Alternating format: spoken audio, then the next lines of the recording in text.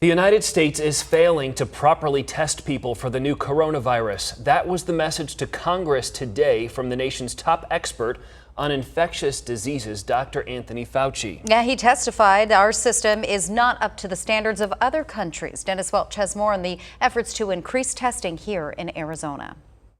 And so far, the slow pace of testing has really hampered the state's response to what is now a global pandemic. But the scientists working in this ordinary building right behind me, on the outskirts of Flagstaff, think that they can change that. We're acting as genomic first responders. David Ingelthaler is the director of TGen North. Our role is to really play backup to the state, make sure that we have extra testing capacity. We've developed our own tests that work just as good as the CDC tests. The feds this week cleared TGen to begin testing suspected samples of the coronavirus.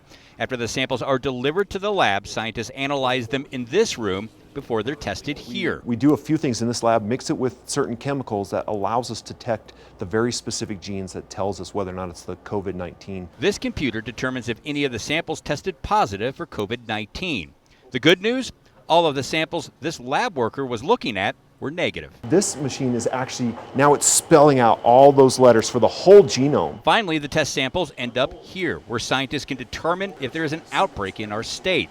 These handheld devices identify if the virus is spreading locally or comes from a different location. One strain will be slightly different letters than the other strain. Currently, TGen is testing about 100 samples a day, but has the power to ramp that up to 1,000 per day and beyond. This is more than the 450 samples that can be tested by the state health lab, which has struggled to get additional testing kits. Right now, during an emergency response like this, the state and the public health authorities really need to gear their resources where it's most needed. And so this type of information helps us understand where the virus is and where it's circulating. It's also worth stressing right now that TGen is working in coordination with the state. So that means you can't just walk up here to TGen and expect to get tested. In Flagstaff, Dennis Welch, Arizona's Family.